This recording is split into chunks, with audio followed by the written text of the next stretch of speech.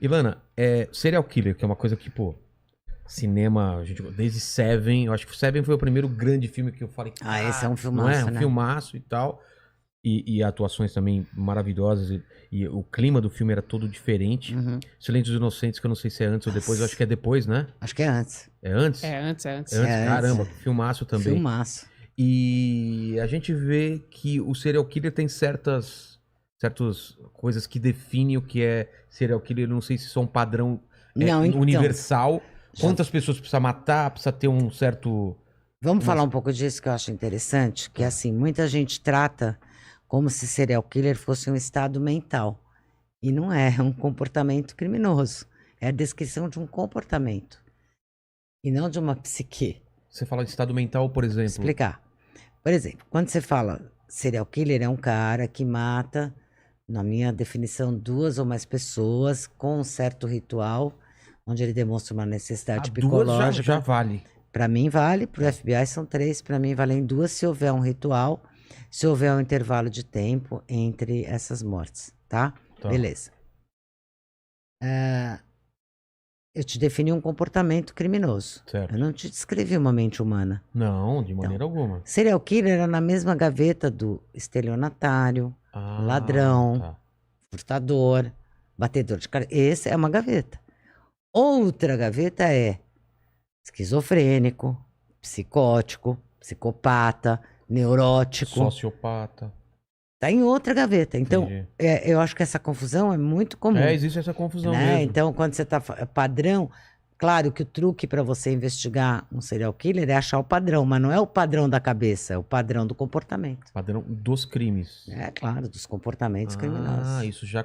Para começar essa conversa, já entendi, Então, tudo bem. E isso vai ser importante, não é só em crime em série. É importante até para desfazer...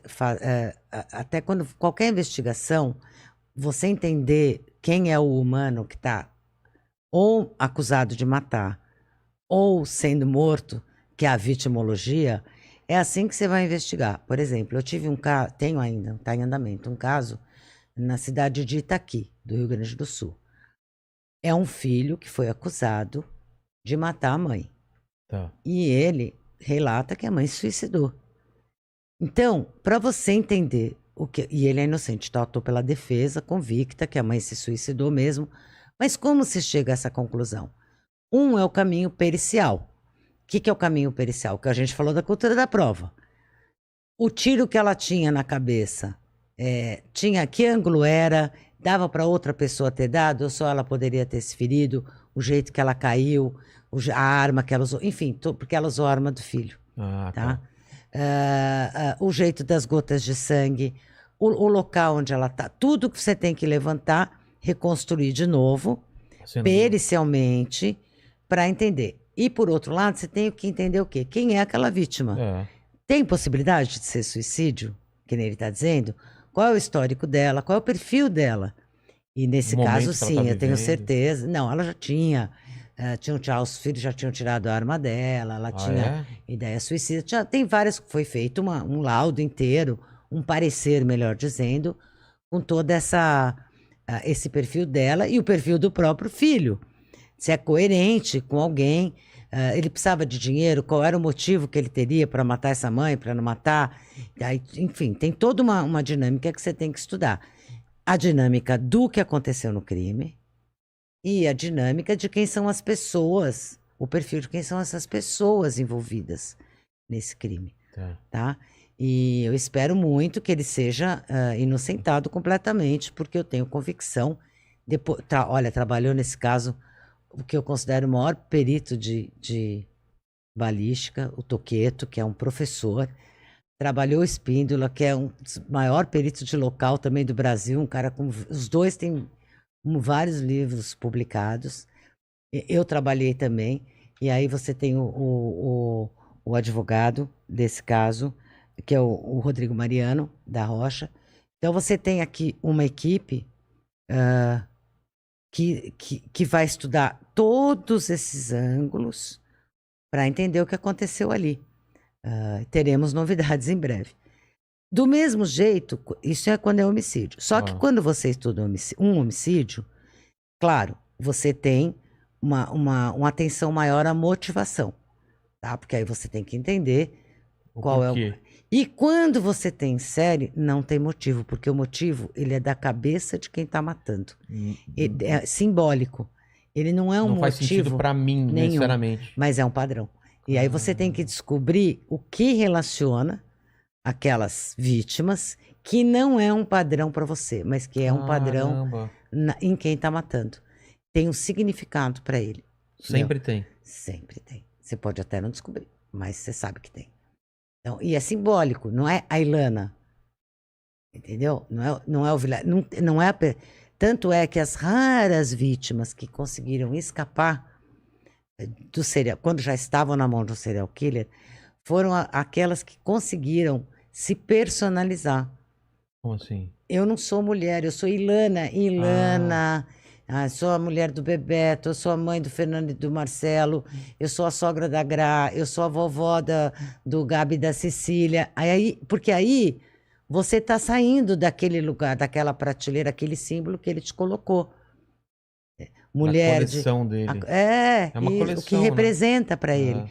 Pode ser um tipo de sapato, pode ser um jeito de cabelo, pode ser um jeito de Caramba. falar, Pode ser uma maquiagem. pode ser qualquer coisa, pode ser uma profissão.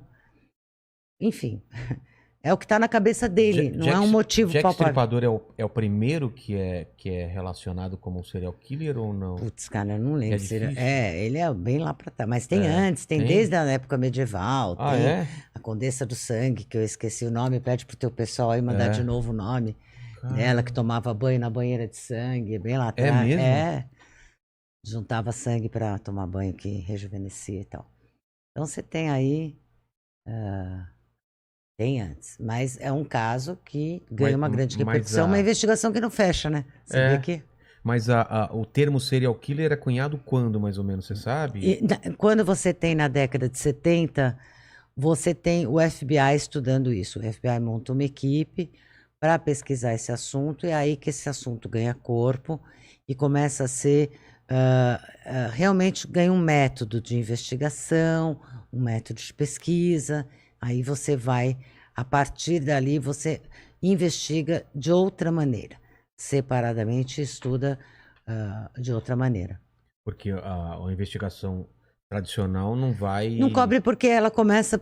Você tem um lead de 7 perguntas na investigação tradicional. Quais são? Não, eu não lembro de cor, mas você, por exemplo, qual é o motivo?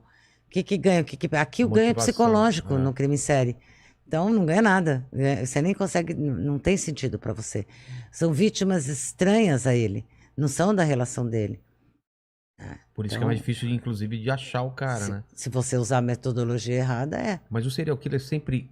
Pelo menos a gente vê em alguns filmes, ele sempre quer ser pego, ele é uma... Ai, não acredito nisso nenhum Você não minuto. acredita nisso? Porque às vezes falam, né? Ele sempre tá num gato e rato com as Não, pessoas. eu acho que ele gosta muito do jogo, mas eu acho que ele não quer ser pego, ele gosta do jogo.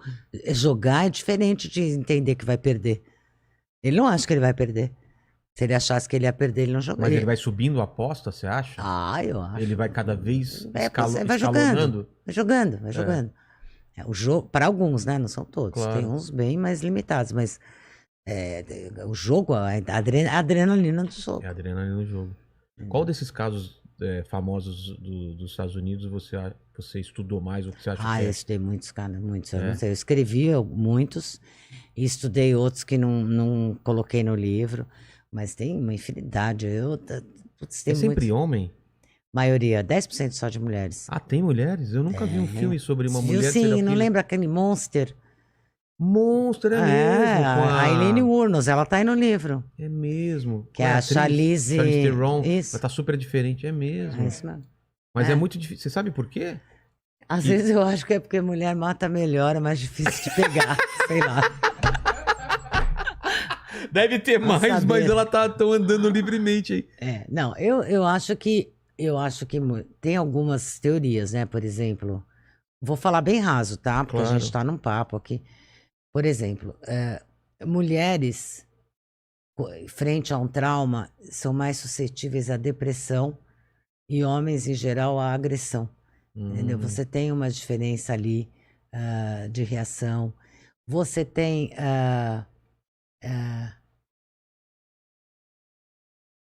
questões químicas que podem interferir, né, na agressividade, hormonais. E você Tem tem o porte físico tem também, o porte. É por isso que mulher tem uma coisa que eu acho muito interessante. Sabia que tem duas coisas que eu acho muito interessantes de mulher. A enorme maioria das mulheres, que mais de 80% que mataram em série, mataram com veneno, exatamente por isso. É, Então, mas você porque pra entende que também. subjugar Mas você entende que é mais difícil de detectar também? É, com Que é certeza. assassinato? Então, por isso que eu brinquei. É. Como você mata com veneno, nem sempre a morte é identificada como homicídio. É. Então, precisa prestar atenção nisso. E adoro o maior percentual. Por que você acha que mulher mata? Eu ia falar que é por motivos passionais. Né? Todo mundo ia falar. Não é? É dinheiro mesmo. O quê? Mulher mata por dinheiro. Isso é muito doido. Sério? Sério, na estatística. Caramba. A maioria das mulheres que mataram em série é assim. Mata maridos pelo seguro, não é por amor nem nada. É. Mata filho pelo seguro. Nossa. De grana. Mata aposentados. Tem uma que eu achava essa mulher... Dorothea Pointer. Ela é uma história. Essa mulher tinha uma pensão para senhores. Tá. Todos velhos. E aí ela ia só olhando os pensionistas dela, quem não tinha família, quem não se relacionava, onde estava o cartão de crédito, porque esses caras nos Estados Unidos recebem seguro social, né, por mês. E aí ela se propõe a ajudar o senhorzinho. E aparentemente, se você viu a foto dela, joga nas imagens Google, aparece uma imagem dela que ela parece ter 80 anos, Como ela toda de chama? cabelo branco, Dorothea Pointer. Vê se acha. por Ela favor. parece ter 80 anos, só que ela tem 50 nessa foto. Ela sabia, ela parecia muito mais velha do que ela era. Então, ela parecia uma pessoa muito inofensiva. Aí ela chegava pro cara, falava, vai estar com dificuldade de ir no caixa eletrônico, tipo assim, Sei. preencher, eu vou te ajudar, vou te ajudar. E aí ela ia se apropriando dos dados todos.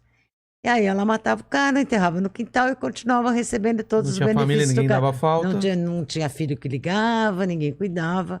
Muito. E assim ela matou Caramba. em série. Acho que ela morreu ano passado, retrasado. Dorothea Pointer. Eu acho essa história assim. Mostra, Sensacional. Fala, mano. A chamada aqui é a assassina de inquilinos. Isso. Tem a fotinho dela? Peraí, eu vou pegar aqui. Depois você eu passo pra coloca lá pro pessoal ver. Ela é uma que ela tá toda de cabelo branco sem dente, assim. É isso? Ela parece muito velha, mas ela tem 50 anos nessa foto. E esse jeito que ela conseguia se fazer frágil, né? Ninguém achava que ela... Você acha que ela ia matar alguém, Não, enterrar nem no pau. quintal?